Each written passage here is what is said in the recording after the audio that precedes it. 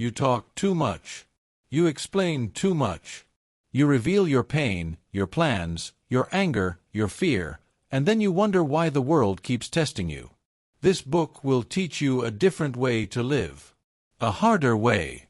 A quieter way. Stoic silence is not weakness. It is disciplined power. It is the ability to endure pressure without performing your suffering for the world. It is the habit of keeping your mind steady, your mouth controlled, and your energy focused on action. If you can master silence, you can master yourself. And when you master yourself, life stops controlling you. Chapter 1. Stop explaining yourself. Stop explaining yourself. That is where this begins. Most people think over-explaining is kindness. They think it is clarity. They think it is maturity. It is not. Most of the time, it is fear wearing polite clothes. It is insecurity trying to look reasonable. It is the desperate hope that if you talk long enough, people will finally approve of you, understand you, excuse you, or leave you alone. But that is not how the world works. The world does not reward panic. The world does not respect emotional leakage. And people do not suddenly value you because you gave them a longer defense. In many cases, the opposite happens. The more nervous you sound, the less solid you appear. The more you scramble to justify yourself, the more uncertain you make your own position look. That's the truth. If it is true, it does not need your panic. Read that again in your mind. If it is true, it does not need your panic. A fact does not become stronger because you repeat it 5 times. A boundary does not become more valid because you explain it with trembling hands. A decision does not become wiser because you wrapped it in a 10-minute speech. If it is true, it does not need your panic. You have a choice. You can keep living as if every raised eyebrow is a courtroom, every question is a threat, and every disagreement is a demand for a full defense. Or you can become the kind of person who stands still inside. The kind of person who knows what they are doing, knows why they are doing it, and does not collapse just because someone else does not immediately approve. That's the key. Over-explaining is not about communication. It is about dependence. It is the habit of leaning on other people's understanding because your own certainty is too weak. You do not trust your own judgment, so you keep speaking. You do not trust your own right to choose, so you keep justifying. You do not trust your own boundary, so you keep decorating it with reasons, apologies, and emotional paperwork. Stop. Powerful people do not rush to defend every choice. They let reality speak. They let consistency speak. They let results speak. They do not waste their strength trying to control every opinion in the room, because they know something weak people never learn. Not everyone needs to agree with you for you to be right. You don't need their permission. You need discipline.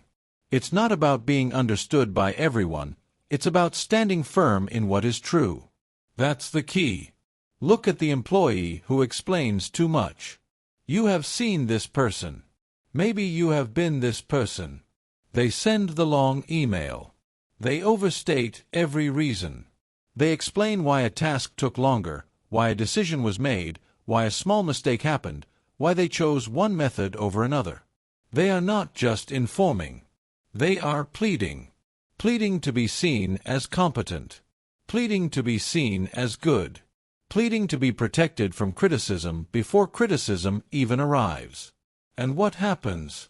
People sense the weakness. Not because explanation itself is bad. Sometimes explanation is necessary. Sometimes clarity matters. But anxious explanation has a smell. It tells the room, I am afraid of your judgment. And once people feel that fear, many of them trust you less, not more. The more you explain, the less they respect. Why?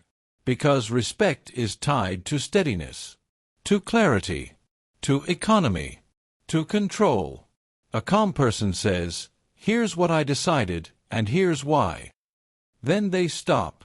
An insecure person keeps going, and going, and going.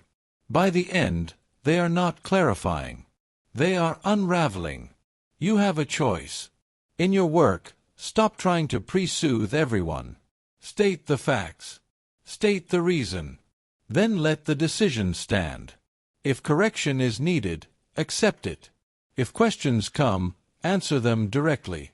But do not perform your anxiety in front of people and call it professionalism. That is not professionalism. That is fear. Now look at the friend who overdefends a boundary. They say, "I can't come tonight." That should be enough. But then comes the flood. "I've just had a long week, and I'm trying to focus on myself, and I hope you're not mad, and it's not personal, and I just really need some time, and maybe next week, and I feel bad." Why are they doing this? Because they think a boundary must be made comfortable for the other person before it is allowed to exist. That is weakness. A boundary is not rude because someone dislikes it. A boundary is not wrong because someone frowns at it. A boundary is not selfish because it disappoints someone. But if you do not believe that, you will keep dressing your no in 20 layers of apology. You don't need their permission. You have a choice. You can keep making your boundaries small, shaky, and negotiable. Or you can say, "No," or "I'm not available." Or, "That doesn't work for me." Then stop talking. Silence will feel uncomfortable at first. Good. That discomfort is training. That discomfort is showing you exactly where your need for approval still owns you. And that is why silence matters. Silence is not about being cold. Silence is about being rooted. Rooted people do not overreact to tension. Rooted people do not panic when someone misunderstands them. Rooted people do not spill their entire emotional state just because the moment got awkward. They stay planted. They pause. They let the silence do part of the work. That's the key. Now consider the person who announces goals before doing the work. They tell everyone they are starting a business. They tell everyone they are writing a book. They tell everyone they are getting in shape. They tell everyone they are changing their life. They love the conversation around the goal more than the discipline required to earn it. So they explain the vision. They explain the plan. They explain the timeline. They explain how serious they are this time. But explanation is not execution. Talking about the climb is not the same as climbing. The more you explain, the less they respect. And more importantly, the less you respect yourself. Because deep down, you know when you are substituting speech for substance. You know when you are using words to feel progress instead of doing the hard, quiet, repetitive work of actual progress. This is why Stoic silence matters so much. It protects energy. Every unnecessary explanation costs something. It costs focus. It costs momentum. It costs self-respect. It takes power that should go into action and burns it in performance. You have a choice. You can spend your life narrating yourself. Or you can spend your life building yourself. That's the key. This chapter is not telling you to become robotic. It is not telling you to become hostile. It is not telling you to never speak, never clarify, never communicate. That would be foolish. It is telling you to notice the difference between communication and emotional leaking. Communication is clean. Emotional leaking is frantic. Communication serves the truth. Emotional leaking serves your fear. If it is true, it does not need your panic. Remember that in conflict. Remember that at work. Remember that with family. Remember that with strangers. Remember that when someone questions your decisions. Not every accusation deserves a reply. Not every doubt deserves your voice. That phrase will save you. Because one of the deepest marks of maturity is this. You stop feeling required to answer every misunderstanding. You stop treating every criticism like a fire. You stop assuming your peace must be surrendered every time someone else is confused, offended, suspicious, or unimpressed. You let some things sit. You let some people think what they think. You let your actions speak longer than your mouth. That is strength. So here is the practice. Pause before responding. Cut your explanation in half. State your boundary once. State your decision once. State your truth once. Then be still.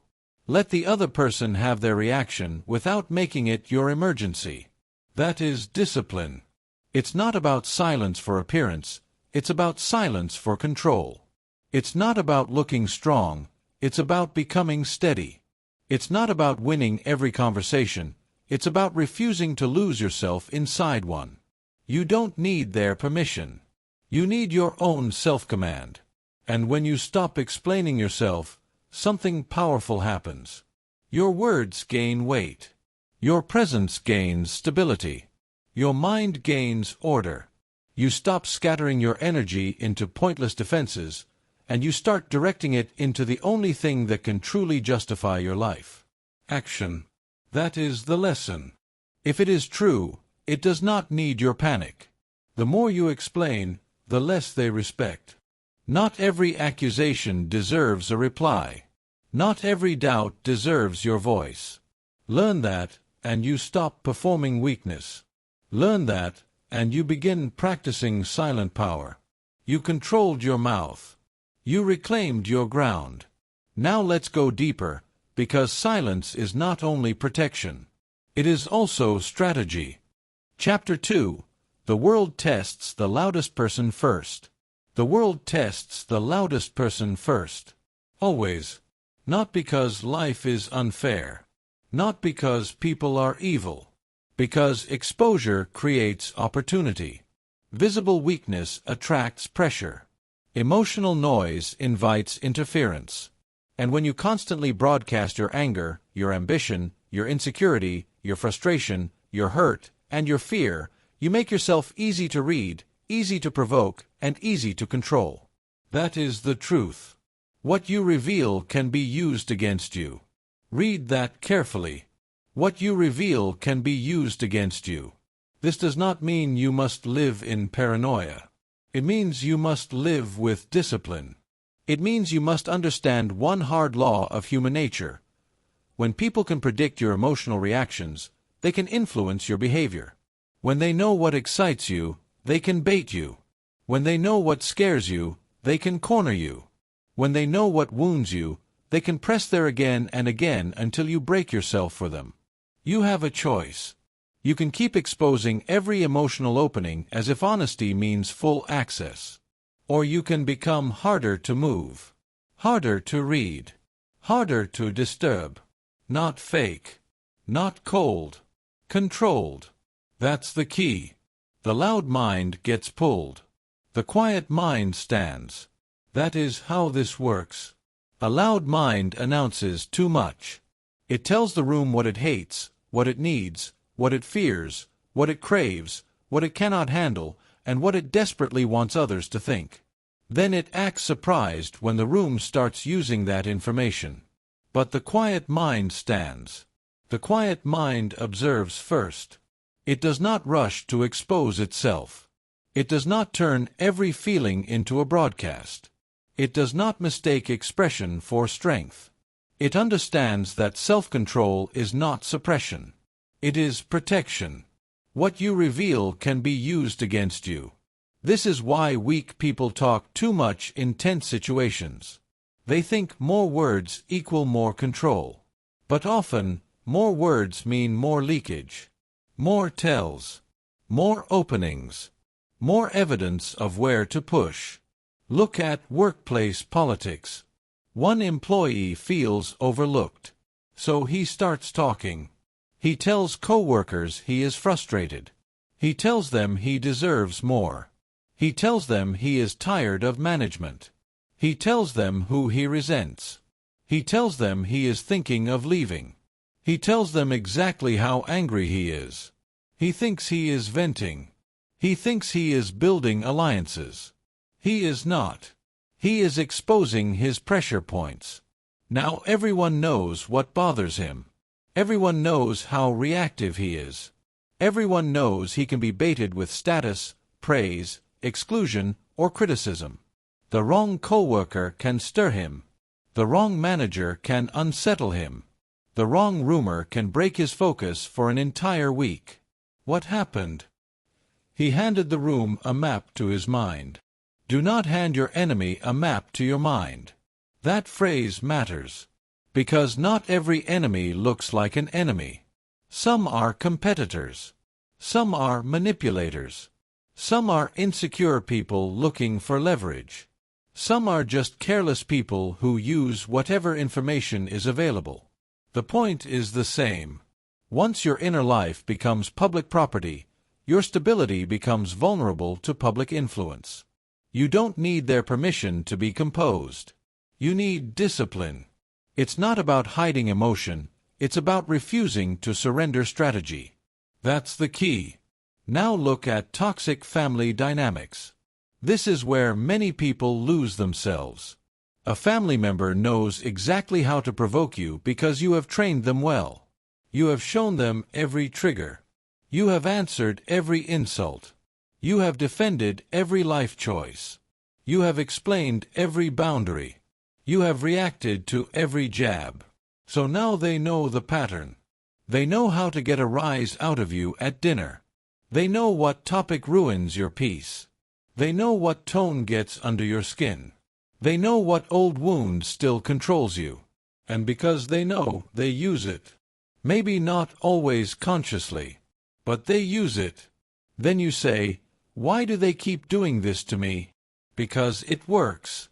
The loud mind gets pulled. The quiet mind stands. You have a choice. The next time someone tries to drag you into an old emotional script, you can play your usual role. Defend. React. Explain. Raise your voice. Reopen the wound. Or you can do something unfamiliar. You can become still. You can answer less. You can refuse the bait. You can let the other person run into the wall of your restraint. That restraint is not weakness. That restraint is power. It breaks patterns. It confuses manipulators. It starves emotional predators.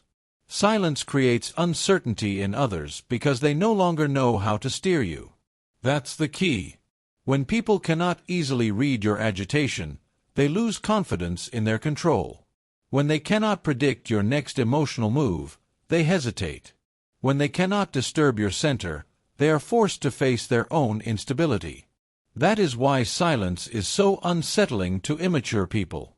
They cannot pull what will not lean. Now look at competitive environments. Sports, business, negotiation, leadership. Any place where pressure reveals character. Who gets targeted first? The most reactive person. The one who celebrates too early. The one who panics too openly. The one who complains out loud. The one who cannot hide frustration. The one who broadcasts ambition without discipline. The one who needs everyone to know what is at stake emotionally. That person gets tested first. Why? Because pressure follows visibility. If your opponent knows you are desperate, they use patience against you. If they know you are angry, they use delay against you. If they know you are insecure, they use comparison against you.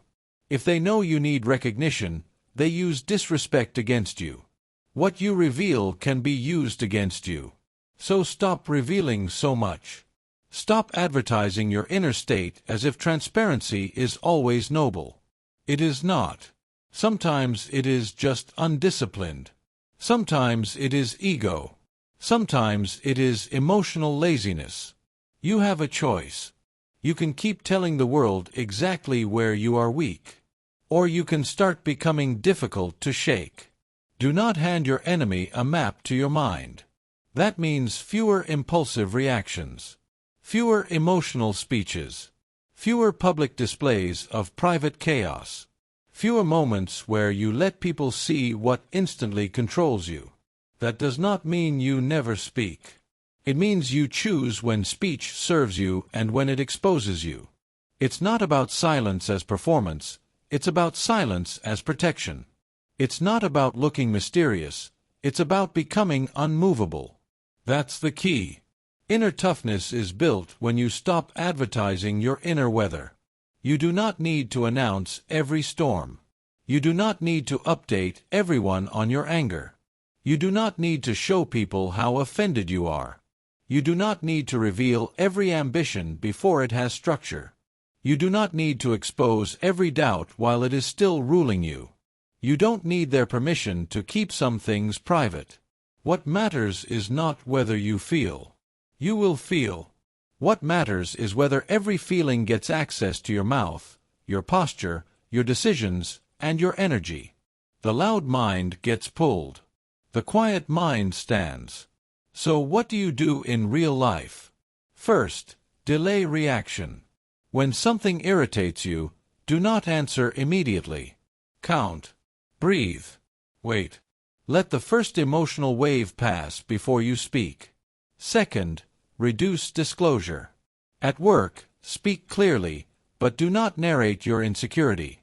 In family conflict, set the boundary without explaining your emotional history for the 100th time. In competition, keep your focus private and your effort visible. Third, observe patterns.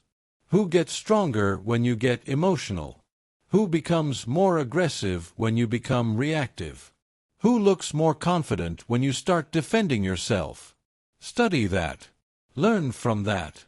The moment you see who benefits from your instability, you will understand why composure is a weapon. Fourth, build a private center. You need places where your emotions can be processed without being performed. Journal, walk, train, pray, reflect, think. But stop making your first impulse everyone else's burden and your public identity. That is how silence becomes a shield. Not because silence hides weakness. Because silence prevents weakness from ruling your behavior. That distinction matters. A weak person can also be silent. But this book is not about mute weakness. It is about disciplined silence. Chosen silence. Strong silence. The kind that keeps your mind from being dragged by every hook the world throws at it. You have a choice. You can be readable, reactive, and easy to manipulate. Or you can become grounded, measured, and difficult to move. That is your work. What you reveal can be used against you. The loud mind gets pulled. The quiet mind stands. Do not hand your enemy a map to your mind. Learn that, and you stop giving away control. Learn that, and your silence stops being empty. It becomes structure. It becomes defense. It becomes quiet mental toughness. You stopped explaining yourself. Good. Now you must learn something deeper. Strength is not just in what you refuse to say. It is in what you refuse to show. Master that, and your silence becomes armor. Chapter 3. Feel everything, show less. Most people misunderstand strength. They think strength means feeling nothing. They think discipline means becoming cold. They think stoicism means shutting down your heart, numbing your pain, killing your emotion, and walking through life like stone. That is not strength. That is damage. Real stoicism is not emotional numbness. It is emotional discipline. It is not the absence of feeling. It is command in the middle of feeling. It is the ability to carry emotion without letting emotion carry you. That's the key. Feel deeply. Act deliberately. That is the lesson of this chapter. Feel deeply. Act deliberately. You are not weak because you feel pain. You are weak when pain becomes your driver. You are not weak because you feel anger. You are weak when anger gets your mouth, your hands, your choices, and your future. You are not weak because you feel fear. You are weak when fear starts making your decisions for you. Your feelings are real. They are not your commander. Read that again in your mind. Your feelings are real. They are not your commander. This matters because too many people swing between two bad extremes. One extreme is emotional chaos. They feel something and they become it. They are sad, so they stop functioning. They are angry, so they explode. They are embarrassed, so they disappear. They are anxious, so they surrender. Every emotion becomes a full-body takeover. The other extreme is denial. They say, "I'm fine." They bury everything. They pretend nothing touches them. They shut down so completely that they confuse numbness with mastery. Both extremes are weakness. You have a choice. You can keep being dragged around by whatever feeling shows up. Or you can learn the harder path. The mature path. The path of feeling everything and showing less. Not because you are fake. Because you are trained. That's the key. Feel deeply. Act deliberately. Let's make this practical. Start with grief. A strong person grieves. Do not let anyone lie to you about that. A strong person feels loss. A strong person misses people. A strong person can break inside for a moment when life takes something that mattered. But a strong person does not hand their whole life over to grief. They cry when they need to cry. They sit with the pain. They honor what was lost. And then, slowly, steadily, they keep moving. That is strength. Not because the pain is small. Because their duty is bigger than the pain. There are people who bury a parent and still show up for their children. There are people who lose a dream and still wake up the next morning to work. There are people whose hearts are heavy for months, even years, but they do not turn sorrow into an excuse to abandon their responsibilities. That is not numbness. That is emotional discipline. Your feelings are real. They are not your commander. You have a choice. When life hurts you, you can collapse and make your pain the center of everything. Or you can respect the pain without kneeling to it. You can say, "This hurts. This matters. But it will not decide who I become." That's the key. Now let's talk about anger. Anger is one of the fastest emotions. It rises quickly. It feels powerful. It gives the illusion of certainty. That is why weak people worship it. They think loudness is strength. They think instant reaction is confidence. They think an outburst proves power. It proves the opposite. If a small insult can control your mood, you are not powerful. If a rude comment can make you reckless, you are not powerful. If one moment of disrespect can make you say something you regret for years, you are not powerful. You are available. You are easy to steer. Feel deeply. Act deliberately. Anger can be useful as information. It can show you that a line was crossed. It can show you that something matters. It can alert you to injustice, disrespect, or danger. But anger is a terrible leader. It is too impatient, too loud, too blind. Your feelings are real.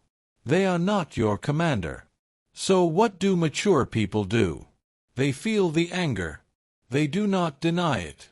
But they delay action. They breathe. They leave the room if they need to. They wait until the heat drops and the mind returns. Then they decide.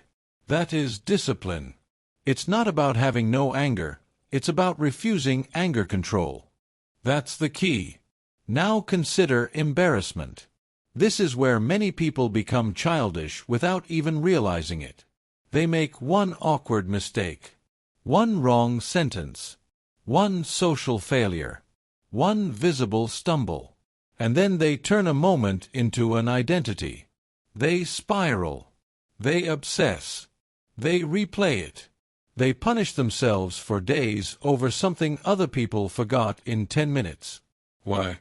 Because they are not just feeling embarrassment. They are obeying it. Your feelings are real. They are not your commander. A mature person feels embarrassment and remains intact. They blush. They wince. They learn. They move on. They do not build a shrine to one imperfect moment. They do not destroy themselves because they looked human in public. You have a choice. You can let embarrassment teach humility, or you can let embarrassment become self-hatred.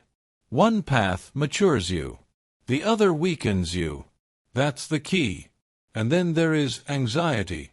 This is one of the most misunderstood battles of all. Anxiety feels like urgency. It feels like danger. It tells you to move, fix, escape, explain, control, avoid. It makes the body loud and the mind chaotic. It tries to convince you that because something feels threatening, it must be. But feelings are not always facts. Your feelings are real. They are not your commander. A mature person can feel anxiety and still act with order. They can walk into the interview while nervous. They can have the hard conversation while afraid. They can enter uncertainty without surrendering to it. Their heart may race. Their stomach may tighten. Their thoughts may shake. But they still choose their behavior. That is strength. Not calm before action. Action despite inner noise. Feel deeply. Act deliberately. That phrase must become part of your life. Because this chapter is really about reducing emotional leakage. That means not every internal storm needs a public performance. Not every frustration needs an announcement. Not every fear needs a speech. Not every hurt needs a dramatic display. You do not need to announce the fire to extinguish it. That line matters. You do not need to announce the fire to extinguish it. Many people make themselves weaker by narrating every emotion as it happens. They make every stress visible, every irritation audible, every fear social. Every internal shift becomes public language. And the more they do that, the more their feelings gain momentum. Because what you rehearse, you reinforce. If you constantly say, "I'm overwhelmed, I'm overwhelmed, I'm overwhelmed," you train your nervous system to live there. If you constantly say, "I'm furious, I'm furious, I'm furious," you keep anger alive. If you constantly display every emotional spark, you build a life ruled by sparks. Maturity means containment, not suppression. Containment. It means you feel the emotion fully, but you refuse to let it spill everywhere. That's the key. So what do you do in the moment? First, name the emotion without becoming it. Say, "This is grief." Say, "This is anger." Say, "This is anxiety." Say, "This is embarrassment." Not, "This is who I am." You have a choice.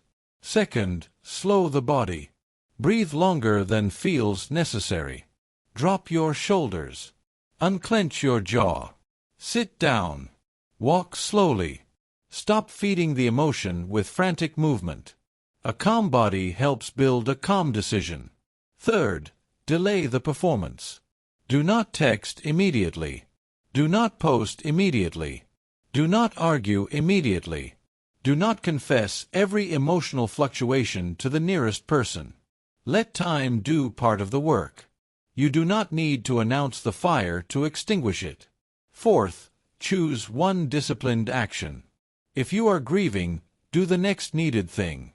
If you are angry, say less. If you are embarrassed, remain present. If you are anxious, complete the first step anyway. That is how you retrain yourself. It's not about eliminating emotion, it's about leading yourself through it. That's the key. This is what adults learn and children resist. Children believe feelings justify behavior. Adults understand feelings require management.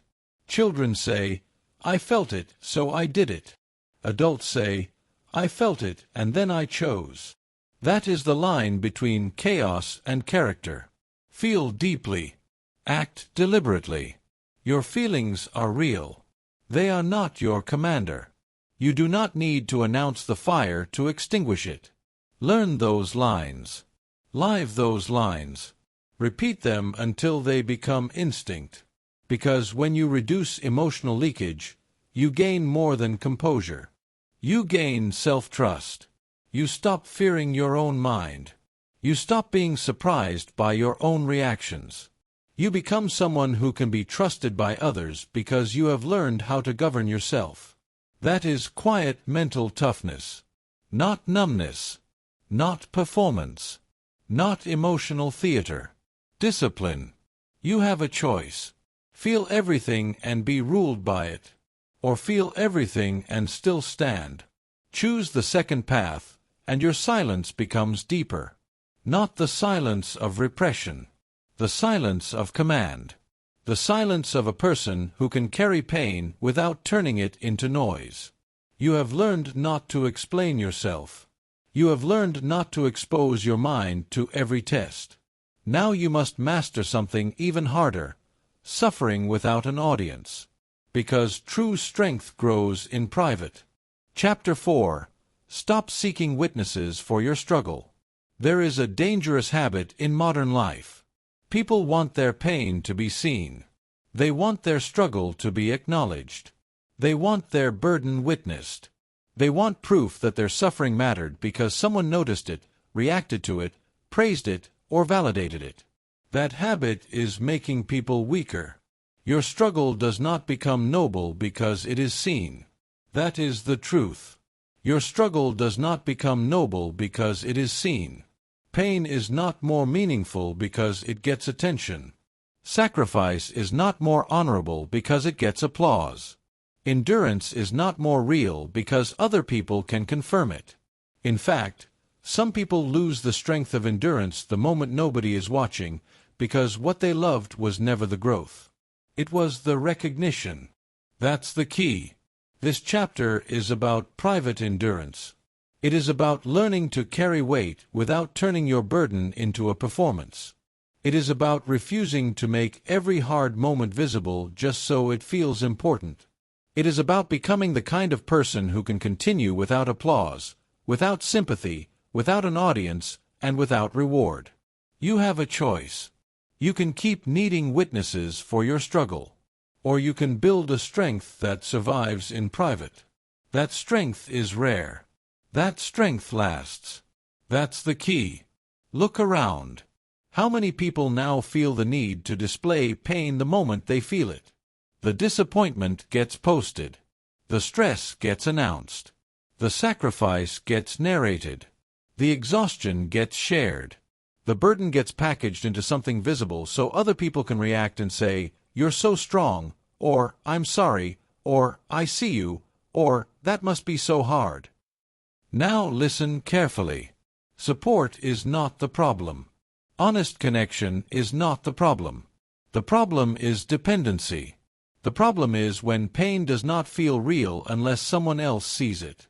The problem is when struggle becomes part confession, part performance, part request for emotional payment. Your struggle does not become noble because it is seen. Some people are not enduring. They are advertising endurance. There is a difference. One builds character. The other builds image. One strengthens the soul. The other feeds the ego. You don't need their permission for your sacrifice to count. You need discipline. It's not about being noticed, it's about being forged. That's the key. Think about the person who posts pain online every time life gets heavy. They tell the world they are overwhelmed. They tell the world they are breaking. They tell the world no one understands how hard it is. They hint at their exhaustion. They showcase their struggle. They drop just enough sadness to invite attention, but not enough honesty to create real healing. What are they really doing? They are trying to make suffering feel valuable by making it visible. But visibility is not value. Attention is not meaning. Reaction is not strength. Sometimes the more you display your suffering, the less you learn how to carry it. Because your focus shifts. You stop asking, "How do I become stronger through this?" And you start asking, "Who noticed?" That is a dangerous question. It can ruin your character. You have a choice. When life hurts, You can immediately turn your pain outward and ask the world to hold it for you. Or you can learn to sit with some battles long enough for them to shape you before you show them. That's the key. Some of the strongest battles make no sound. Read that again in your mind. Some of the strongest battles make no sound. The quiet parent who wakes up tired and still provides. The athlete training alone before sunrise with nobody clapping. The builder who keeps working through setbacks without announcing every sacrifice. The man rebuilding after failure without making failure his personality. The woman carrying heartbreak with dignity while still doing what must be done. These are battles with weight. These are battles with substance. And many of them make no sound. That silence is not emptiness. It is depth. It is proof that the person is no longer addicted to being seen. They are committed to becoming. They are no longer bargaining with pain for attention. They are letting pain do its work. That's the key. Now think about another form of this weakness. Not public posting. Constant talking. Some people narrate their stress all day long. Every task is exhausting. Every inconvenience is crushing. Every demand is unbearable. Every hard season becomes a speech. They keep telling people how much they are carrying, how hard it is, how unfair it feels, how tired they are, how much they have sacrificed. And again, let's be honest. Stress is real. Fatigue is real. Overload is real. But constant narration drains dignity. It turns burden into identity. It teaches the mind to rehearse struggle instead of carrying it. Some people are not just tired. They are attached to the story of being the tired one. They are not just burdened. They are invested in being seen as burdened. That is why they keep talking. Because if the struggle becomes invisible, they fear it will become meaningless. But your struggle does not become noble because it is seen. That phrase must become part of your discipline.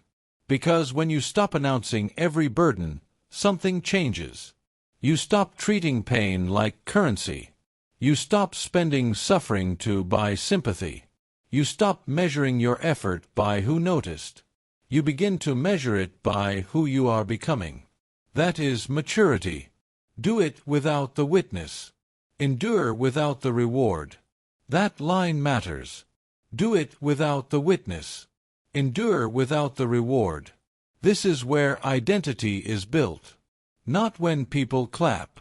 Not when people admire your sacrifice. Not when the room says you are strong. Identity is built when nobody sees the effort and you continue anyway. When nobody thanks you and you stay disciplined anyway. When nobody understands the cost and you carry it anyway. When nobody rewards the restraint and you choose it anyway.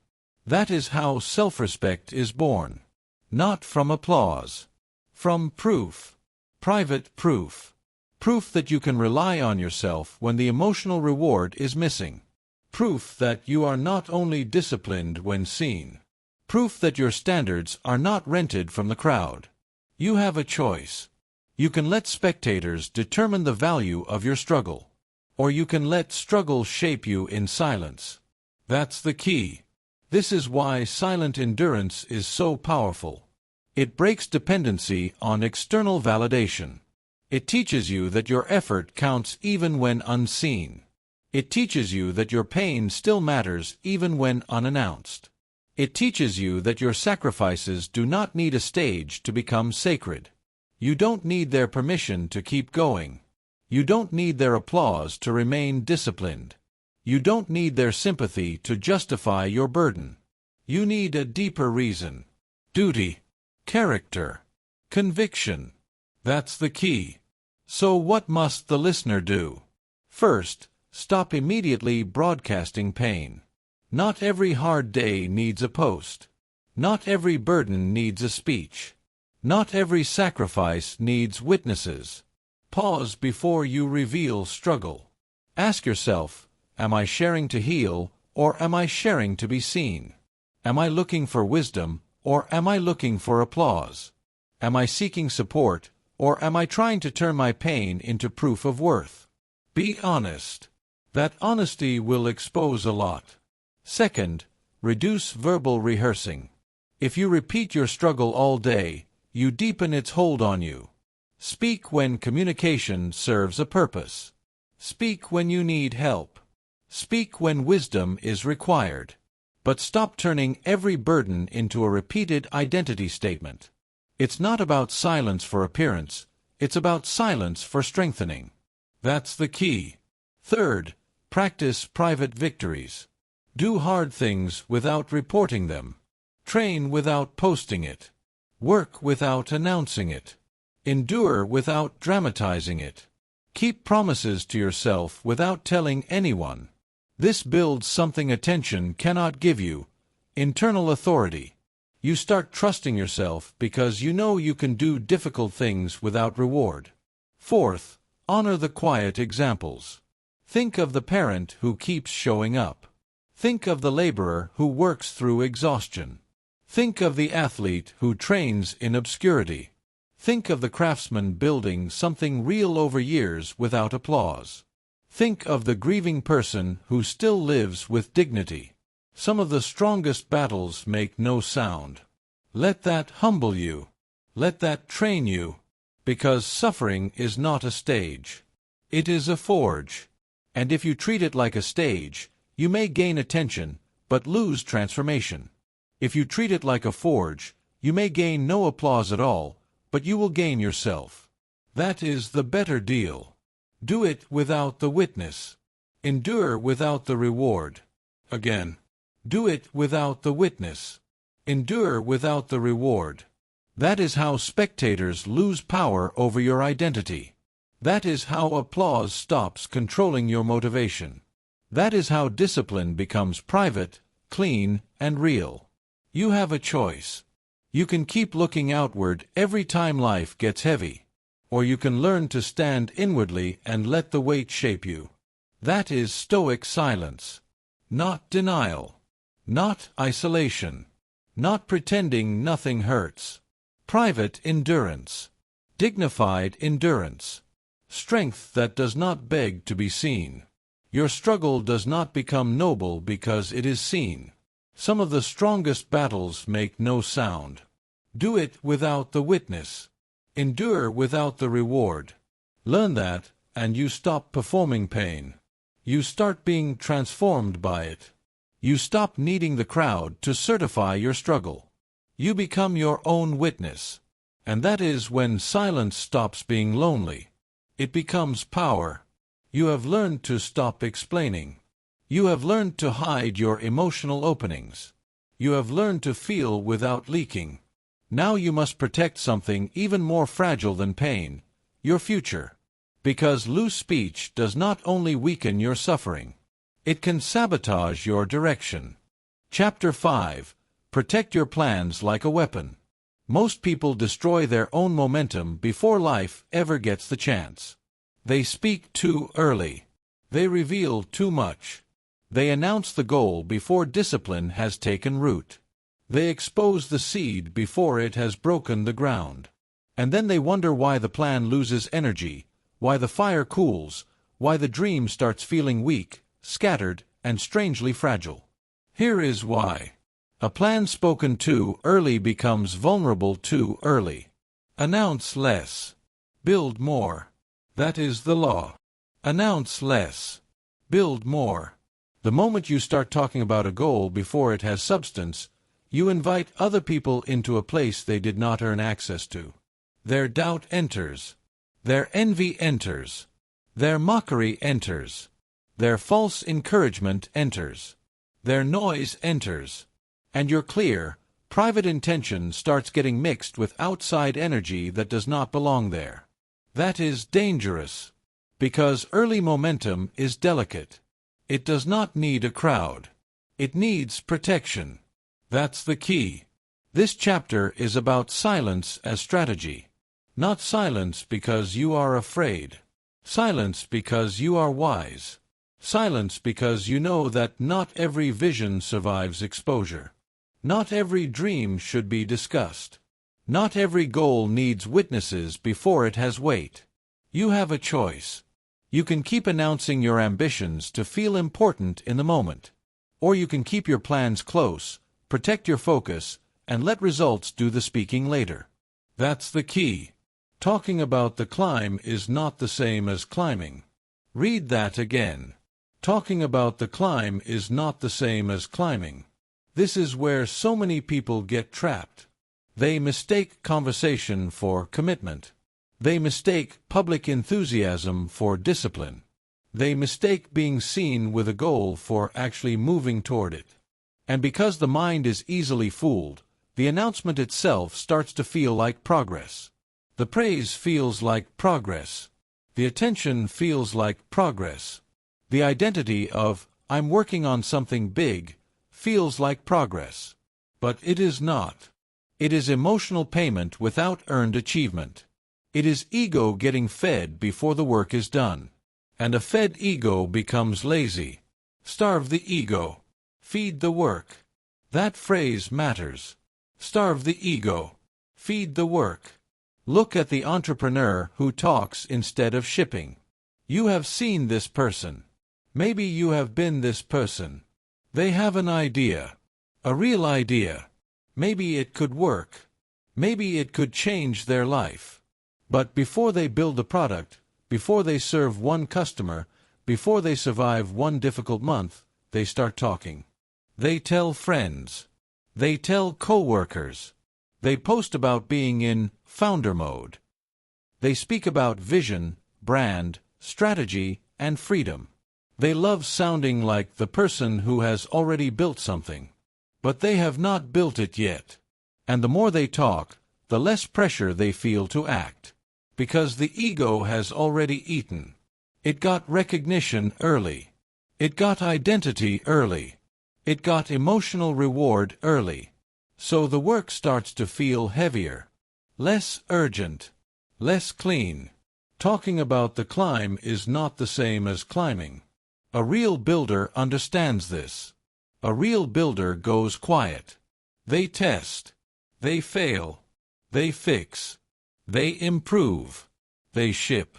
They let the early stage be ugly and private. Because they know the world does not need to hear about the plan while it is still fragile. The plan needs labor, not language. You have a choice. You can be the person who sounds ambitious, or the person who becomes dangerous through execution. That's the key. Now look at the person trying to change their body. They decide to lose weight, build strength, eat better, live with discipline. Good. But what do? Before the habits are stable, before the cravings are managed, before the schedule is built, they tell everyone, "I'm starting Monday.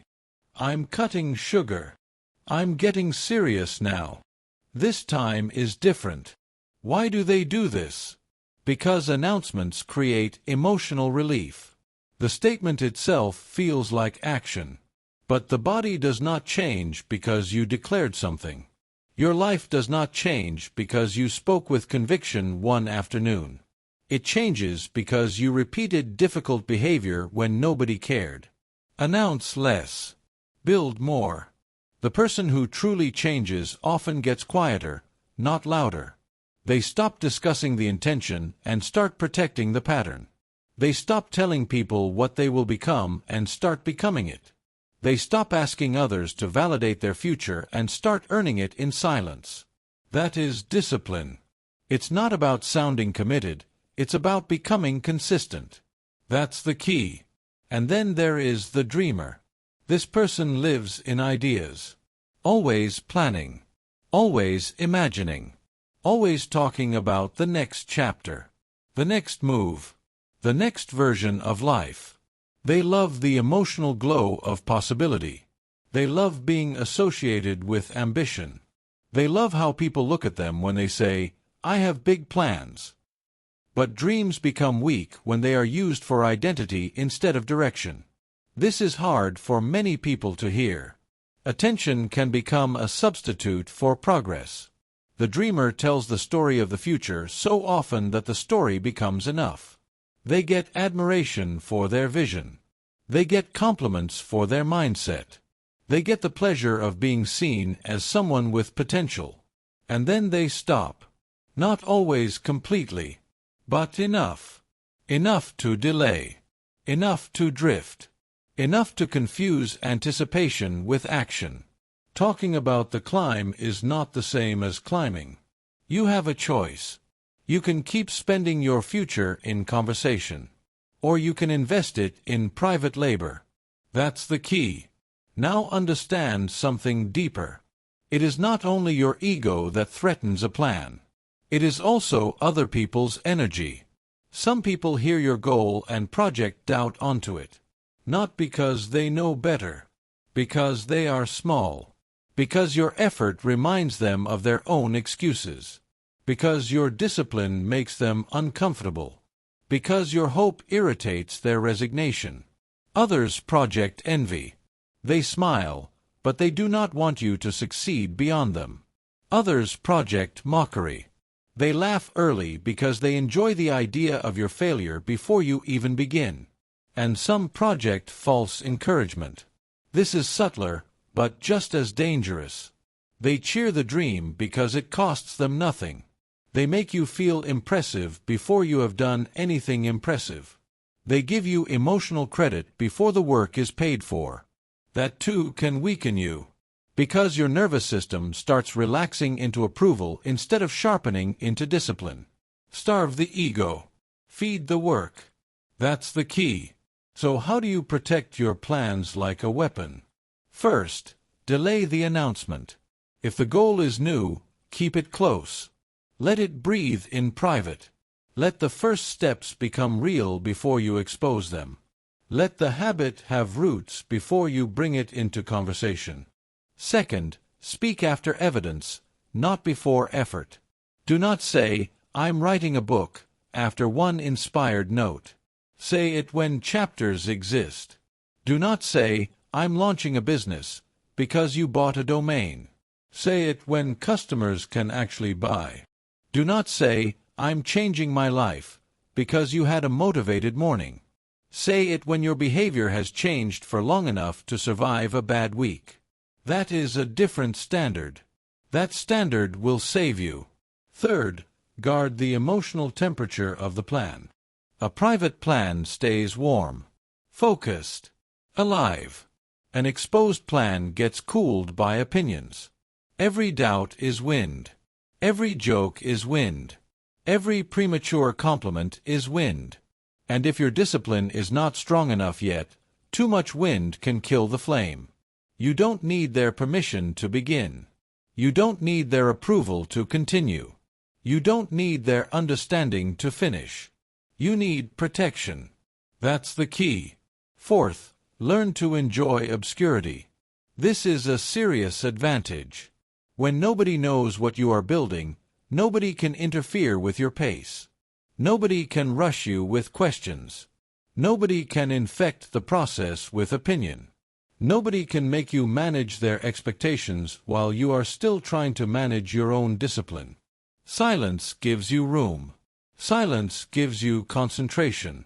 Silence gives you the freedom to fail privately and improve honestly. That is not secrecy born from fear. That is strategy born from maturity. Announce less. Build more. Fifth, let results arrive with force. There is a different kind of confidence that comes from revealing a plan only after it has become real. No speeches. No performance. No grand declaration. Just evidence. Just substance. Just a life that changed because you were willing to protect the process from noise. That kind of revelation has weight. Because it is built on reality, not aspiration. That's the key. A plan kept quiet stays warm, focused, and alive until it becomes real enough that no one's opinion can stop it. Remember that. At the beginning, your plan is vulnerable. Later, it becomes sturdy. Later, the work has shape. Later, criticism cannot kill it because execution has already made it concrete. But early on, you must be careful. Protect the seed. Protect the habit. Protect the direction. Protect the early discipline from your own ego and from other people's access. Starve the ego. Feed the work. Again. Starve the ego. Feed the work. You have a choice. Speak early and weaken the mission. Or stay quiet and strengthen it. This is not about being mysterious. It is about being effective. It's not about hiding ambition, it's about protecting momentum. That's the key. Announce less. Build more. Talking about the climb is not the same as climbing. Starve the ego. Feed the work. Learn those lines. Live those lines. Because when you stop exposing your future too early, your silence becomes more than restraint. It becomes strategy. It becomes a guard around what matters. It becomes one more way you stop leaking power and start directing it. You have learned to protect your words, your emotions, your pain, and now your plans. Good. But silence must also hold in conflict. Because the next test is sharper. What happens when someone tries to cut you with words? Chapter 6. Let insults die in front of you. Most people are too easy to control. Not because they are weak in body. Because they are weak in reaction. A word hits them, and they move. A tone changes, and they lose balance. A disrespectful comment appears, and suddenly their peace, their focus, their discipline, and their dignity are all up for negotiation. That is not strength. That is exposure. This chapter is about one of the highest forms of power a human being can develop. Non-reaction. Not passivity. Not cowardice. Not pretending something did not happen. Control. That's the key. Not every attack deserves life. Read that again. Not every attack deserves life. An insult has no power on its own. It is just sound. Just text. Just a provocation sent in your direction. It becomes powerful when you accept it, wrestle with it, replay it, defend against it, and emotionally feed it until it grows inside your mind. That is how weak people get trapped. They do not just hear the insult. They adopt it. They carry it. They give it energy. You have a choice. You can keep breathing life into every attack that comes your way. Or you can let certain attacks die right in front of you. That is discipline. That is power. That's the key. If they can provoke you, they can steer you. That line matters. If they can provoke you, they can steer you. This is true online. This is true at work. This is true in families. This is true in relationships. This is true in competitive environments. Any person who can predict your emotional reaction gains leverage over you. The moment they know what makes you explode, defend, panic, rant, or crumble, they have found your handle. And once they find your handle, they can move you without touching you. That should bother you. Because too many adults still live like children in this area. They think reacting proves strength. They think answering every insult proves confidence. They think having the last word proves dominance. It usually proves the opposite. If your peace can be taken by a stranger's comment, your peace was not strong. If your composure can be shattered by one sarcastic remark, your composure was fragile. If your identity can be shaken by disrespect, then your identity still depends too much on the outside world. You don't need their permission to remain steady. You need self-command. It's not about winning every exchange, it's about refusing manipulation. That's the key. Look at online arguments. This is one of the clearest examples of modern weakness. Someone posts something cruel, mocking, dishonest, or disrespectful. And what happens? A person who was peaceful 5 seconds ago now loses an hour, a day, sometimes a week, wrestling with a faceless comment from someone who has earned nothing. Why? Because the ego hates insult. The ego wants to respond. The ego wants to correct. The ego wants to punish.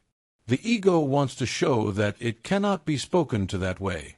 But the disciplined mind asks a different question. Does this deserve my life force? Not my opinion. My life force.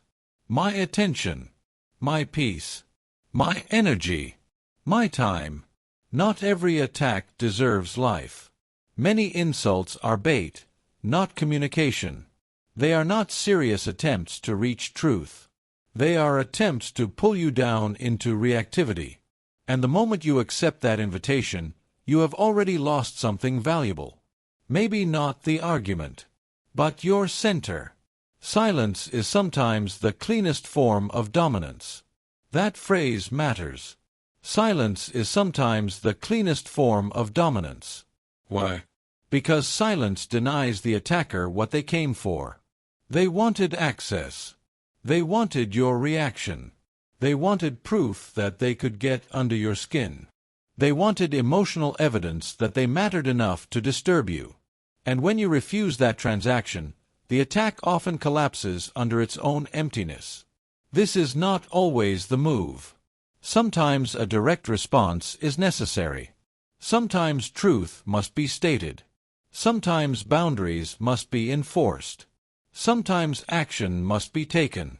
But even then, the response must come from clarity, not from being hooked. That is the difference. You have a choice. React from injury, or respond from discipline. That's the key. Now think about disrespect in conversation. Someone interrupts you.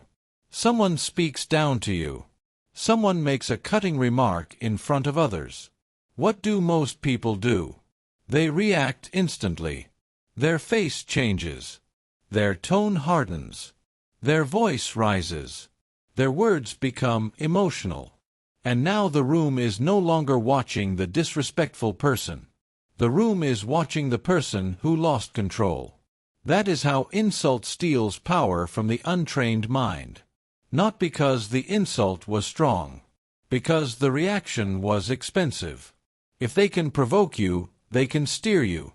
A disciplined person knows how to create space between stimulus and response. They do not need to answer in the first emotional second. They can pause. They can hold eye contact. They can say less. They can decide whether the moment calls for correction, detachment, withdrawal, or consequence. That pause is where strength lives. That pause is where dignity returns. That's the key. And then there are passive-aggressive remarks in families and offices. These are subtle.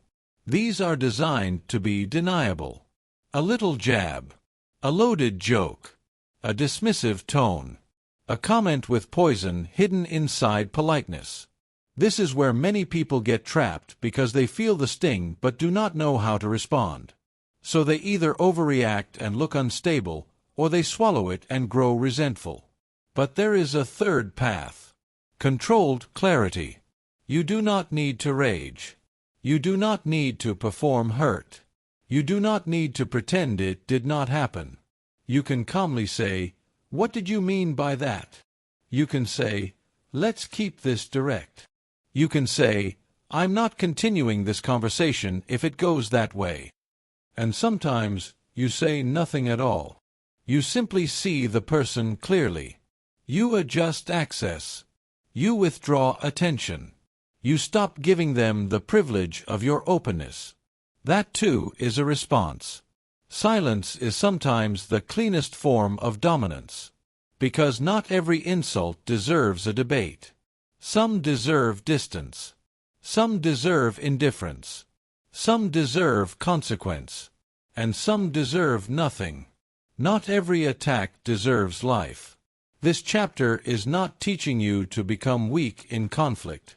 It is teaching you to become expensive to provoke.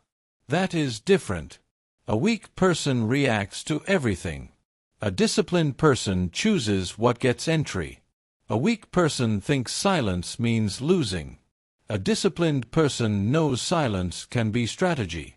A weak person donates peace to anyone loud enough to demand it. A disciplined person understands that peace is valuable and access must be earned. You do not need to donate peace to people who have not earned access to it. That sentence can change your life. Read it again in your mind.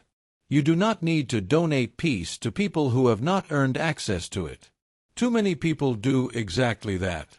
They hand over their nervous system to rude co-workers, to bitter relatives, to strangers online, to ex-partners, to jealous peers, to immature people who have not mastered themselves and now want to disturb anyone who has a chance to. Stop donating peace so cheaply. You have a choice. You can keep acting like every insult is a command to engage. Or you can start treating your attention like a guarded resource. That's the key. So what do you do in real life? First, delay the reaction. When insult hits, do not answer in the first wave. Breathe once. Then again. Keep your face still if you can. Let the body settle before the mouth moves. A delayed response is often a wiser response. Second, examine motive. Ask yourself, is this person trying to communicate or provoke? Is this criticism meant to improve something or simply injure? Is this worth addressing or is it bait? Clarity about motive prevents you from wasting energy. Third, choose the right level of response. Some situations require a firm sentence. Some require a boundary. Some require leaving. Some require documentation. Some require silence. Do not use one tool for every insult. That is childish. Use judgment. It's not about suppressing emotion, it's about directing action. That's the key. Fourth, stop replaying attacks long after they happen. This is where many people lose the battle privately. They stay silent in the moment, but then they carry the insult for hours, days, years. They keep feeding it in memory. They keep arguing with it internally. They keep reopening the wound. That too gives it life. Not every attack deserves life. If the moment is over, let the mind stop kneeling to it. Learn the lesson, take the action, then release the poison. Rehearsed resentment is still a form of obedience. Fifth, strengthen your identity outside public approval. The more your self-worth depends on being respected by everyone, the easier you are to bait. But when your identity is rooted deeper, in values, discipline, conduct, truth, insults lose reach. They may still sting. You are human. But they do not own you. Your feelings are real. They are not your commander. And insults are real. They are not your ruler. That's the key. A person who cannot be baited cannot be controlled. That is one of the clearest signs of quiet mental toughness. Not loud retaliation. Not constant defense. Not emotional speeches. Composure. Choice. Precision. Not every attack deserves life. Silence is sometimes the cleanest form of dominance. If they can provoke you, they can steer you. Learn those lines. Use them. Repeat them until they become reflex. Because the ability to let insults die in front of you is not weakness. It is evidence that your inner world no longer belongs to anyone who throws stones at it. You have learned to guard your words, your emotions, your pain, your plans, and now your reactions. Good. But there is another danger still waiting. Sometimes the greatest threat is not the insult itself. It is what happens when pain becomes who you think you are. Chapter 7. Suffer without making it your identity. Pain can train you. Pain can sharpen you. Pain can humble you. Pain can wake you up. But pain can also seduce you. That is the part most people never talk about. There is a strange comfort in becoming the wounded person. There is a dark identity available in suffering. It gives you a story. It gives you an explanation. It gives you a role. It gives you a lens through which every new disappointment can be interpreted. And if you are not careful, you stop healing not because healing is impossible, but because pain has become part of who you think you are. That is dangerous. Pain is an event, not a throne. Read that again. Pain is an event, not a throne. It happened. It mattered. It may have changed you, but it does not get to sit at the center of your identity forever. It does not get to rule the kingdom of your future. It does not get to become the permanent title under which you live. You have a choice. You can suffer and then rebuild. Or you can suffer and then organize your entire personality around what hurt you. That is the difference between growth and stagnation. That's the key.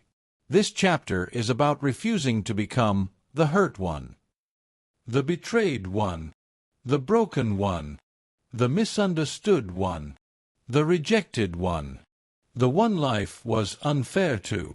These identities are seductive because they offer emotional certainty. Once you wear them, everything fits the story. Every new slight confirms it. Every setback feeds it. Every disappointment becomes more proof that the wound is who you are. But that is a lie. You went through it. You are not it. That line matters.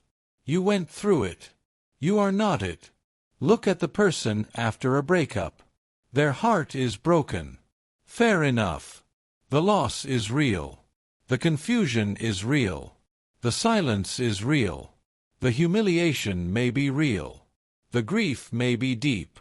But after a while, a choice appears. Not immediately. Not in the first shock. But after a while. The choice is this: will this be a season or a self-concept?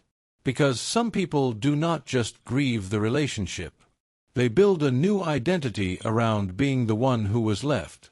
The one who was betrayed. The one who can no longer trust. The one who always gets hurt. The one love failed. And from that point on, every new person pays for an old wound. Every new opportunity is filtered through old damage. Every conversation circles back to the same pain. Every year, the same story is still being told with the same emotional heat. Why? Because pain did not just visit. Pain sat down and became king. Pain is an event, not a throne. You have a choice. Honor what happened. Learn from what happened. Grieve what happened. But do not bow to it forever. That's the key. Now consider failure. A business fails. An exam is failed. A career move collapses. A public attempt falls apart. This hurts. Of course it hurts. Failure attacks the ego. It attacks pride. It attacks the future you imagined. It can embarrass you. It can cost you money, time, status, momentum. But failure is supposed to instruct you, not define you. And yet many people become the failed one. They do not say it out loud at first, but it starts living under the surface. They hesitate more. They speak smaller. They stop trying. They turn one failed event into a permanent sentence about who they are. That is weakness. Not because the failure was small. Because the interpretation became too large. You went through it. You are not it. That's the key. It's not about pretending failure did not happen. It's about refusing to worship it. That is discipline. Then there is betrayal. This one cuts deep. Because betrayal does not only wound your plans. It wounds your trust. It makes you feel foolish for believing. It makes you question your judgment. It makes you replay signs you missed. It makes you angry that someone reached close enough to injure you. But again, a choice appears. Will betrayal teach discernment? Or will betrayal become your identity? Some people are betrayed once and then become suspicious forever. They carry the posture of permanent injury. They introduce themselves to life through guarded bitterness. They do not just remember the wound. They speak from it, react from it, choose from it, live from it. And then they wonder why their life keeps feeling narrow, cold, and defensive. Because they are still living under the title of the betrayed one. Pain is an event, not a throne. Carry the lesson. Carry the scar. But do not become a monument to what someone did to you. Carry the scar. Do not become the scar. That line matters. Carry the scar. Do not become the scar. Now think about unemployment. Losing work can shake a person deeply. Not just financially. Psychologically. It can hit dignity, routine, status, and self-respect all at once. It can make a person feel invisible, useless, left behind, replaceable. That pain is real. Your feelings are real. They are not your commander. And unemployment is real. It is not your identity. A season without a job must not become a permanent definition of the self. Yet some people begin speaking as if they are no longer capable, no longer valuable, no longer strong. They stop saying, "I am in a difficult season," and start living as if, "I am the kind of person life discards." Do you see the difference? One is circumstance. The other is identity. One can be fought through. The other becomes a prison. You went through it. You are not it. You have a choice. You can let the season harden into self-concept. Or you can let the season refine your resilience while you rebuild. That's the key. And then there is public embarrassment. Few things make people want to disappear more than being seen failing, stumbling, getting rejected, being corrected, looking foolish, or being exposed as imperfect. Public embarrassment can mark the ego hard. And because the memory burns, some people make a quiet decision, "I will never risk that again." Others go further. They become the one who embarrassed themselves. The memory becomes a permanent inner label. That is too much power to give one moment. One bad speech is not your identity. One awkward interaction is not your identity. One visible mistake is not your identity. One humiliating chapter is not your name. You went through it. You are not it. That's the key. This is where Stoic silence becomes so important. Because silence helps separate identity from adversity. When you constantly narrate your wounds, you strengthen them. When you keep introducing yourself through what hurt you, the wound hardens into definition. When every conversation returns to the same betrayal, the same failure, the same rejection, the same injustice, you are not just remembering pain. You are rehearsing identity. And what you rehearse, you reinforce. That is why some people stay trapped for years. Not because the event is still happening. Because the narration never stopped. Stoic silence interrupts that process. It creates space. Space between what happened and who you are. Space between the scar and the self. Space between the season and the soul. That's the key. Silence says, "I do not need to repeat this pain every day to prove it was real." Silence says, "I do not need to build my personality around what hurt me." Silence says, "I can remember the lesson without kneeling to the wound." Carry the scar. Do not become the scar. So what must you do? First, stop introducing yourself through old pain. Stop leading with the betrayal. Stop leading with the failure. Stop leading with the breakup. Stop leading with the humiliation. That may be part of your story. It must not become your title. Second, change the language you use with yourself. Instead of "I am broken," say, "I was hurt." Instead of "I am a failure," say, "I failed at something." Instead of "I am ruined," say, "I am rebuilding." Language matters because identity listens. It's not about denial, it's about precision. That's the key. Third, reduce repetition.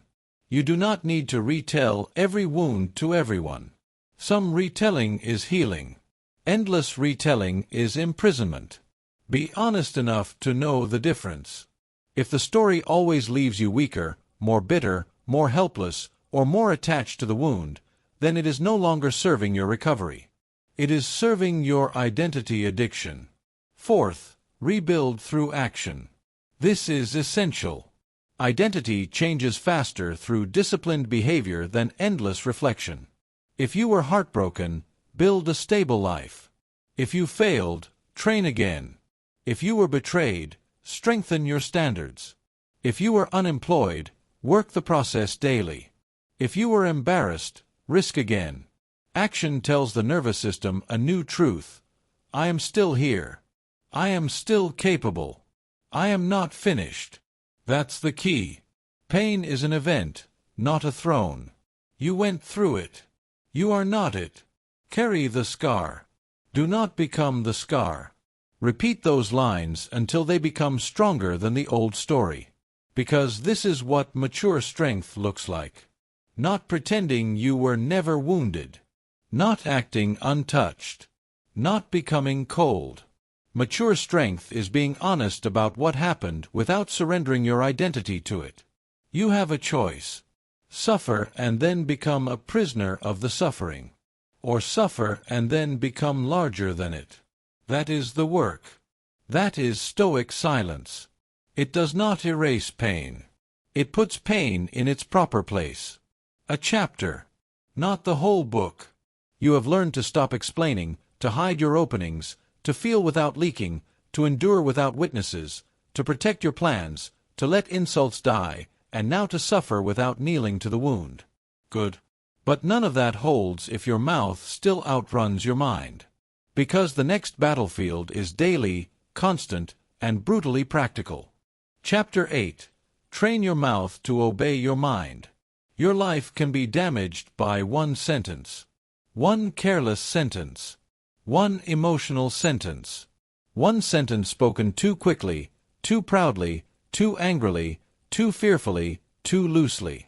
That is how many people lose trust, lose respect, lose opportunities, lose relationships, lose peace. Not through giant disasters, but through unmanaged speech. That is why this chapter matters. Your mouth must learn discipline before your life can. Read that again. Your mouth must learn discipline before your life can. Most people want a disciplined life, but they do not have a disciplined tongue. They want strong relationships, but they speak from ego.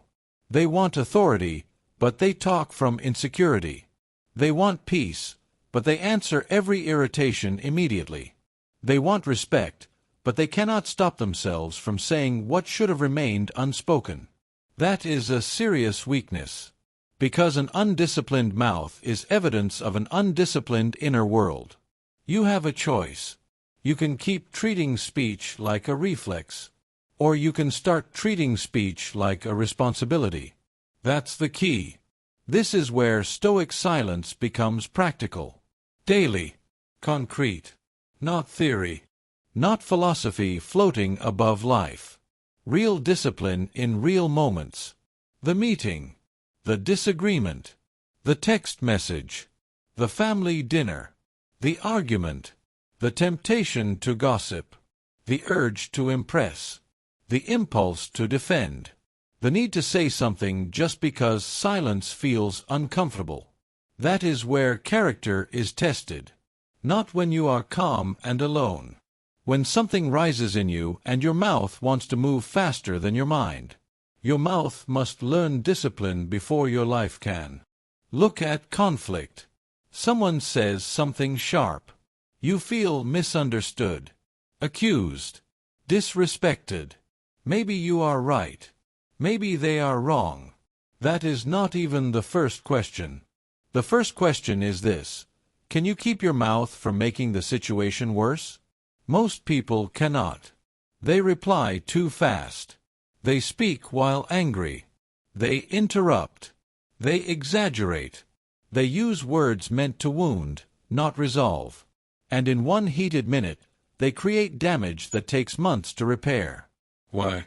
Because they confused expression with strength. They thought the urge to speak was proof that speech was necessary. It was not. First control the tongue, then control the direction of your life. That line matters. First control the tongue, then control the direction of your life. Because direction is changed by words. A marriage changes by words. A career changes by words. A friendship changes by words. A reputation changes by words. One reckless sentence can steer an entire season of your life into unnecessary struggle. You have a choice. In conflict, you can answer from the first emotion. Or you can pause and answer from principle. That pause is not weakness. That pause is leadership over the self. That's the key. Now think about meetings, workplaces, and professional settings. How many people weaken themselves by speaking from insecurity? They oversell, over-explain, interrupt to prove intelligence, add comments that do not improve anything. Speak because silence makes them feel invisible. Speak because they are afraid of being overlooked. Speak because they want approval in the moment. And the room can feel it. Insecurity has a sound. It sounds like too much. Too many words. Too much justification. Too much reaching. Too much performance. A disciplined person does not speak just to be present. They speak to add value. Their words are cleaner because their neediness is lower. They do not chase relevance with noise. They wait. They listen. They choose. And when they speak, people pay attention because nothing is wasted. You don't need their permission to be substantial. You do not need to fill every silence to prove worth. You need control. It's not about sounding important, it's about becoming precise. That's the key. And then there is gossip. One of the most common forms of weak speech. People gossip because it creates fast connection. It gives them something to share, something to laugh at, something to bond over, something to use in order to feel included. But the cost is high. Gossip trains your mouth to move without honor. It makes you careless with truth. It makes you loose with other people's dignity. And it reveals something ugly, that you are willing to trade integrity for belonging. That is weakness. A lot of people do not gossip because they are cruel. They gossip because they are insecure. They want the room to accept them. They want to participate. They want to feel inside instead of outside. So they spend someone else's reputation to buy temporary closeness. Stop. Do not do that. Do not say everything you think. Think before you say anything. That phrase must become a rule. Do not say everything you think. Think before you say anything. Not every observation needs to become speech. Not every opinion needs airtime. Not every piece of information needs to be passed along. Not every secret deserves your mouth. Discipline is not only waking early and working hard. Discipline is also refusing to speak in ways that cheapen your character. That's the key. Now think about the things people say in the moment that feel powerful but create weakness later. The dramatic text. The cruel comeback. The threat spoken in anger. The exaggerated promise. The emotional confession made too soon. The unnecessary truth delivered without timing or wisdom. In the moment, these things can feel strong. They can feel bold, honest, relieving. But later, they cost. They cost trust. They cost leverage. They cost peace. They cost self-respect. Because deep down, you know when your mouth outran your values. Your mouth must learn discipline before your life can. You have a choice. You can keep speaking for relief. Or you can start speaking for results. That's the key. This is why the pause is so important. The pause is a practice, a habit, a weapon, a shield. When you feel the urge to speak, pause. When you feel the urge to defend, pause. When you feel the urge to prove, pause. When you feel the urge to react, pause. Wait. Assess. Then decide whether speech improves the situation. That is maturity. Because many situations are not improved by faster speech. They are improved by better speech. And better speech usually comes after a moment of restraint. First control the tongue, then control the direction of your life. So what does the pause look like in real life? It means taking one breath before replying to a difficult message. It means waiting 3 seconds after someone finishes speaking before you answer. It means not sending the first draft of an angry text. It means not speaking in a meeting until your point is clear. It means refusing to join gossip just because silence feels socially risky. It means asking one question before making one accusation. It means deciding whether this sentence will solve, worsen, clarify, or expose. That's the key. Speech must become intentional. Not robotic. Not lifeless. Intentional. Because silence is not always the answer. Sometimes you must speak. Sometimes truth must be said. Sometimes correction is required. Sometimes boundaries must be clear. Sometimes leadership demands words. But the disciplined person speaks on purpose. Not from overflow. Not from panic. Not from ego. Do not say everything you think. Think before you say anything. Again. Do not say everything you think. Think before you say anything. That is how restraint becomes identity. You start becoming known by yourself as someone who can be trusted with words. Someone who does not leak every thought. Someone who does not weaponize every feeling. Someone who does not speak just because emotion knocked at the door. Someone who can carry silence without collapsing into nervous speech. That is real discipline. It's not about silence because you are timid, it's about silence because you are governed. That's the key. Here is the deeper truth. If you cannot control your mouth, you cannot fully direct your life. Because your mouth reveals your training. It exposes your impulses. It magnifies your immaturity. It tells everyone, including you, whether your mind is in command or whether your emotions are running the system. That is why verbal restraint is not a small skill. It is foundational. It touches everything. Relationships, leadership, reputation, trust, influence, inner peace, and most importantly, self-respect. You have a choice. Train your mouth and strengthen your life. Or leave your speech wild and keep wondering why your life feels harder than it should. Your mouth must learn discipline before your life can. First control the tongue, then control the direction of your life. Do not say everything you think. Think before you say anything. Learn those lines. Repeat them. Practice them in small moments until they hold in big moments. Because the person who controls speech controls escalation, controls damage, controls exposure, controls direction. That is Stoic silence in daily form. Not dramatic, not flashy, powerful. You have learned to stop explaining, to stop exposing your mind, to feel without leaking, to endure without witnesses, to protect your plans, to let insults die, to suffer without becoming the wound, and now to train your mouth to obey your mind. Good. But discipline is not only about what you stop saying. It is also about what your silence begins to communicate to the world. Chapter 9.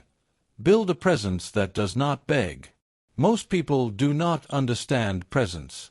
They think presence is charisma. They think it is volume. They think it is charm, performance, perfect words, perfect timing, a polished image, and a constant effort to be noticed. It is not. Real presence is quieter than that. Real presence does not beg. That is the lesson. Presence is power without performance. Read that again. Presence is power without performance. A needy person enters a room trying to get something.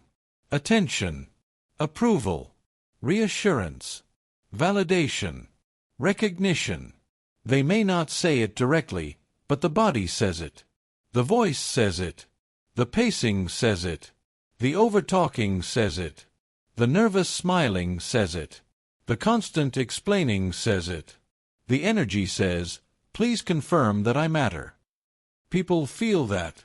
And when they feel it, they trust you less. Not always consciously, but they feel the hunger. That's the key. Authority is different. Authority is grounded. Authority is self-contained. Authority does not enter the room asking to be believed. It enters ready to stand. It does not need to dominate. It does not need to impress. It does not need to fill silence. It does not need to chase every eye. You don't need their permission to have substance. You need steadiness. It's not about being noticed, it's about being rooted. That's the key. Presence is power without performance. The strongest people often look simple. They are not frantic. They are not selling themselves every second. They are not leaking the need to be liked. They are not overcompensating with noise. They are there. Fully there. Calm enough to listen. Still enough to think. Clear enough to speak only when speech serves a purpose. That kind of presence has weight. And weight is what people respect. Not noise. Weight. You have a choice. You can keep trying to create impact by pushing your personality into every moment. Or you can build something stronger, a presence that comes from inner order. That's the key. Look at the leader who speaks rarely but clearly. This person does not rush to talk in every meeting. They do not interrupt just to signal intelligence. They do not confuse airtime with influence. They listen longer than most people can tolerate. They watch the room. They let others reveal themselves. And then, when they speak, their words land. Why? Because nothing is wasted. Because people can feel that the words were chosen, not spilled. Because restraint creates value. Presence is power without performance. A leader who speaks all the time trains others not to listen. A leader who speaks with precision trains others to lean in. This is not manipulation. It is discipline. It is what happens when a person no longer needs their speech to constantly prove their importance. You have a choice. In your work, you can talk to be seen. Or you can become so clear that when you speak, people feel the difference. That's the key.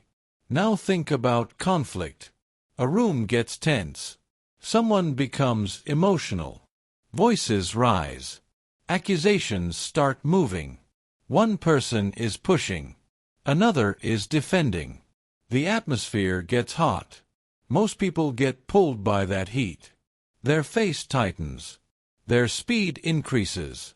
Their need to win becomes visible. They unravel in real time. And then there is the rare person who stays calm. Not passive. Not submissive. Calm. That person changes the room. Because composure creates gravity. Stillness is felt before it is understood. That phrase matters. Stillness is felt before it is understood. Before anyone can explain why they trust calm, they feel it. Before they can define authority, they sense it. A person who stays measured while others lose control communicates something deeper than confidence. They communicate containment. They communicate capacity. They communicate that their center does not belong to the room. That is formidable. Because people know, even if they do not say it, that a person who cannot be emotionally dragged is harder to manipulate, harder to rush, harder to shake. Stillness is felt before it is understood. That is why silence matters so much. Silence is not empty in those moments. Silence becomes pressure. It becomes space.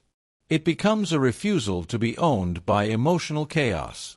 And when you combine silence with clear speech, the result is authority. That's the key. Then there is the person who walks into a room without trying to impress anyone. This person is rare because most people are performing, even when they do not know they are performing. They are adjusting themselves constantly to gain approval. They are scanning faces. They are tailoring their tone. They are trying to say the interesting thing, the funny thing, the smart thing, the impressive thing. They are working for acceptance. That work is visible. And it weakens presence. Because when you are trying to impress, you are no longer anchored in yourself. You are negotiating your identity in real time. You are bending toward the room. And people can feel that bend. Need less. Mean more. That line matters. Need less. Mean more. The person with true presence is not empty of social awareness. They are simply not owned by it. They can enter a room and remain intact. They do not need to prove their intelligence in the first 5 minutes. They do not need everyone to like them instantly. They do not need to force chemistry. They do not need to manufacture significance. They let their conduct speak. They let their attention be clean. They let their posture say, "I am here. I do not need to perform my value." That is power. You don't need their permission to be respected. You do not need to beg energetically. You need substance. That's the key. And this chapter must go deeper. Because many people hear quiet presence and think it means being bland, withdrawn, unexpressive, weak. That is not what this book is teaching. Silence is not emptiness. Silence is density. Read that again. Silence is not emptiness. Silence is density. When your words are fewer, each one carries more meaning. When your actions are sharper, people stop needing explanation. When your emotions are steadier, people stop seeing you as fragile. When your attention is not scattered, your presence becomes concentrated. That concentration is what people call gravitas. Not because it is dramatic, because it is dense, because there is more weight than noise. That's the key. Need less. Mean more. When you need less approval, your voice steadies. When you need less reassurance, your face settles. When you need less attention, your movements simplify. When you need less from every interaction starts carrying more strength. This is not about becoming detached from humanity. It is about freeing yourself from the constant hunger to be emotionally fed by other people. You have a choice. You can keep entering rooms hungry, or you can enter them full. That is the difference. A hungry presence begs. A full presence stands. Presence is power without performance. So what must you do? First, stop trying to win the room too quickly. You do not need to be the funniest, smartest, boldest, most visible person immediately. Let yourself arrive without performance. Let the room meet the real pace of your mind, not the frantic pace of your insecurity. Second, slow your speech. Not artificially, intentionally. People who rush their words often rush because they are afraid of losing attention. Stop speaking as if silence is chasing you. Let your sentences breathe. Let your mind stay ahead of your mouth. Third, reduce approval-seeking habits. Stop over-explaining for acceptance. Stop laughing too hard to be liked. Stop filling silence because you fear being forgotten. Stop revealing too much too soon to create instant closeness. Need less. Mean more. Fourth, practice calm under pressure. When conflict comes, do not compete with chaos. Lower your pace. Lower your volume if needed. Say fewer words. Hold your posture. Let the other person reveal their lack of control while you keep yours. Stillness is felt before it is understood. Fifth, build your private life. This matters more than people realize. Presence in public is built in private. If you are constantly undisciplined alone, you will be needy around others. If you do not trust yourself, you will ask rooms to trust you too quickly. If you are not grounded in private conduct, public confidence becomes theater. So build the interior. Keep promises to yourself. Strengthen your habits. Sharpen your mind. Control your mouth. Manage your emotions. Then presence starts becoming natural, not performed. Presence is power without performance. That is why this chapter belongs in this book. Stoic silence is not just about saying less. It is about becoming more internally ordered, so that your very way of being stops pleading for validation. You stop entering life like a beggar. You start entering it like a grounded force. Stillness is felt before it is understood. Need less. Mean more. Learn those lines. Repeat them. Practice them. Because when your presence no longer begs, your silence changes. It stops looking awkward. It starts looking intentional. It stops looking empty. It starts feeling heavy. People no longer experience you as needy. They experience you as stable. And stability, when it is real, is deeply respected. You have a choice. Keep performing for approval. Or become so grounded that performance is no longer necessary. That is Stoic silence at a higher level. Not just restraint. Presence. Not just quiet. Wait. You have learned to control your words, your emotions, your pain, your plans, your reactions, and your identity. Now you are learning to stand in the world without begging it to validate you. Good. Because the final lesson is the deepest of all. Silence is not just protection or presence. It is the path to becoming unbreakable. Chapter 10. Become unbreakable by becoming unmoved. Now we arrive at the final lesson. This is what all of it was building toward. Not silence as image. Not silence as mystery. Not silence as withdrawal. Silence as inner command. Silence as structure. Silence as the habit of remaining yours when life applies pressure. That is what it means to become unbreakable. And you must understand this clearly. The unbreakable person is not the one who avoids pain. That person does not exist. Pain is coming. Pressure is coming. Loss is coming. Humiliation is possible. Rejection is possible. Conflict is certain. Uncertainty is guaranteed. Even success brings danger. So the goal was never to build a life where nothing touches you.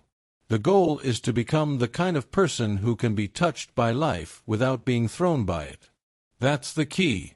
Be touched by life, but not thrown by it. Read that again. Be touched by life, but not thrown by it. This is the identity shift. You stop asking, how do I avoid discomfort? And you start asking, how do I remain directed inside discomfort? You stop measuring strength by how little you feel. You start measuring strength by how little you abandon yourself when feeling arrives. You stop calling toughness loudness. You stop calling control coldness. You stop calling reactivity honesty. And you begin to see the truth. Toughness is consistency under pressure. That's the key. This book has shown you many forms of silence. The silence that stops over-explaining. The silence that hides your openings. The silence that feels deeply without leaking everywhere. The silence that suffers without asking for witnesses. The silence that protects plans. The silence that lets insults die. The silence that refuses to become the wound. The silence that trains the mouth. The silence that builds presence. Now all of that comes together in one principle. Quiet. Clear. Unmoved. Again and again. That is the final standard. Quiet. Clear. Unmoved. Again and again. You have a choice. You can keep living like every impact must alter your center. Or you can become so internally trained that life can hit you without owning you. That is what unbreakable means. Not untouched. Unruled. That's the key. Think about rejection. You apply. You ask. You offer. You try. And the answer comes back, no. This happens in work, in love, in business, in art, in leadership, in life. Rejection stings because it touches pride. It touches hope. It touches identity if you are careless. It can make weak people collapse into self-doubt or lunge into angry reaction. But the disciplined person handles rejection differently. They feel it. They let it teach what it can teach. Then they keep moving. Why? Because rejection is information. It is not a final prophecy. Be touched by life, but not thrown by it. You went through the no. You do not become the no. That's the key. Now think about humiliation. A public mistake. A visible failure. A moment of exposure. An awkward collapse of the image you wanted others to have of you. Humiliation can tempt you into disappearance. It can make you want to hide, explain, defend, or punish yourself long after the moment is over. But an unbreakable person knows something crucial. Embarrassment is survivable. Shame does not get final authority unless you hand it final authority. You have a choice. You can let humiliation become an identity, or you can let it become a lesson in humility, resilience, and perspective. That's the key. Be touched by life, but not thrown by it. Now setbacks. This is where many people reveal who they are. They are disciplined while life is smooth. Motivated while progress is visible. Confident while praise is flowing. Then one delay comes. One loss. One closed door. One failure. One unexpected problem. And suddenly all their strength disappears. That is not strength. That is convenience. Real toughness is not proven by how you act when the wind is behind you. It is proven by how you act when momentum dies and effort still must continue. Stay steady in loss. Stay steady in gain. That phrase matters. Stay steady in loss. Stay steady in gain. The person who only behaves well when conditions are favorable is not disciplined. The person who only speaks wisely when emotions are calm is not trained. The person who only remains grounded while outcomes are positive is not strong. Strength reveals itself in continuity, in repetition, in conduct that survives pressure. Quiet, clear, unmoved, again and again. That's the key. Now let us speak about loss. Real loss. Not inconvenience. Not annoyance. Loss that changes the room. Loss that empties a chair. Loss that rearranges your heart. Loss that reminds you life is not asking your permission. This kind of pain touches everyone eventually. And when it comes, you do not need to act like it does not hurt. That is not the lesson. You grieve. You honor. You feel. But even here, the principle remains. Be touched by life, but not thrown by it. The unbreakable person does not refuse tears. The unbreakable person refuses to abandon duty forever. They refuse to let grief become permanent collapse. They carry sorrow with dignity. They move slowly if needed, but they keep moving. They let pain deepen them, not destroy their direction. That is Stoic silence at its highest form. Not emotional emptiness. Directed endurance. That's the key. Now conflict. Conflict tests whether your center belongs to you or to the room. Someone pushes. Someone insults. Someone provokes. Someone misunderstands. Someone presses where you are weakest. And the question becomes simple. Will you be steered? If they can provoke you, they can steer you. You already know that. But now it goes deeper. The unbreakable person is not the one who wins every argument. It is the one who does not lose themselves inside the argument. The one who can say what must be said without becoming chaotic. The one who can walk away when walking away is stronger. The one who can hold a boundary without rage. The one who can act firmly without acting from emotional slavery. Quiet, clear, unmoved. Again and again. That's the key. Now uncertainty. This is where modern people suffer badly because they are addicted to control. They want guarantees, clarity, timelines, predictions, security before action. But life does not work that way. There will be seasons where you do not know. You do not know how long it will take. You do not know how it will end. You do not know what is coming next. And still you must live. Still you must act. Still you must choose. You have a choice. You can panic because uncertainty exists.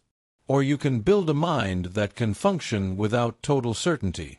That is maturity. That is toughness. It's not about controlling the future. It's about controlling your conduct inside the unknown. That's the key. Be touched by life, but not thrown by it. And now, one final warning. Silence is not only protection in pain. It is also protection in success. This matters because victory can distort a person as badly as fear. Success can make you loud, careless, arrogant, overexposed, convinced that you no longer need restraint. Ego expands. Discipline loosens. You start talking too much because now the world seems to reward your noise. Be careful. Stay steady in loss. Stay steady in gain. A grounded person does not become frantic in defeat, and they do not become swollen in victory. They remain measured. They remain watchful. They remain disciplined. They understand that praise can intoxicate just as criticism can wound. You don't need their permission when you are losing, and you do not need their worship when you are winning. You need stability. That's the key. This is how toughness must now be redefined in your mind. Not noise, not posture, not threats, not speeches, not dramatic declarations. Toughness is repeated conduct under pressure. Toughness is keeping your standards when emotion rises. Toughness is holding your direction when life hits hard. Toughness is carrying pain without becoming chaos. Toughness is remaining grounded when ego wants to show off. Toughness is silent self-command. Quiet, clear, unmoved, again and again. That is real power. So what must you do now? First, stop asking whether life will be hard. It will. Ask instead whether your habits are strong enough to hold under pressure. Second, build your responses before the moment comes. Practice the pause. Practice restraint. Practice saying less. Practice emotional containment. Practice steady action. An unbreakable life is not improvised in crisis. It is trained in repetition. Third, return to center quickly. You will still be shaken sometimes. You are human. But do not stay scattered. Notice it. Breathe. Reorder yourself. Come back. The goal is not perfect stillness. The goal is reliable return. Fourth, hold the same standard in all seasons. When rejected, remain disciplined. When praised, remain disciplined. When hurt, remain disciplined. When winning, remain disciplined. Stay steady in loss. Stay steady in gain. That's the key. And finally, make this your identity. Not, I hope I stay strong. Not, I want to be more stoic someday. No. Make it firmer. I am training myself to remain mine under pressure. That is the identity. That is the practice. That is Stoic silence. Be touched by life, but not thrown by it. Stay steady in loss. Stay steady in gain. Quiet, clear, unmoved. Again and again. Learn those lines. Live those lines. Because the unbreakable person is not built in one speech, one decision, one brave moment, or one clean season. They are built through repeated restraint, repeated clarity, repeated discipline, over years, under pressure, without performance. You have a choice. Be ruled by life, or be forged by it. Choose the second path, and your silence will stop being something you use only in hard moments. It will become who you are. A lifelong structure. A private strength. A quiet mental toughness that lasts because it was earned, tested, and repeated. You have learned the lesson. Now live it. Now you understand the lesson. Silence is not the absence of strength. Silence is strength under command. It is the refusal to explain every move, announce every wound, defend every truth, and react to every insult. It is the discipline to feel pain without performing it, to carry pressure without collapsing into noise, to build without boasting, and to endure without begging for witnesses. This is how mental toughness is forged. Not in speeches, not in appearances, in restraint, in control, in repetition, in the private moments where no one sees your discipline but you keep it anyway. So from this day forward, speak less carelessly, reveal less impulsively, react less emotionally, endure more quietly. Let your calm become your armor. Let your restraint become your power. Let your results become your voice. And here is your challenge. For the next 7 days, stop explaining, stop complaining, stop announcing, and start proving, silently.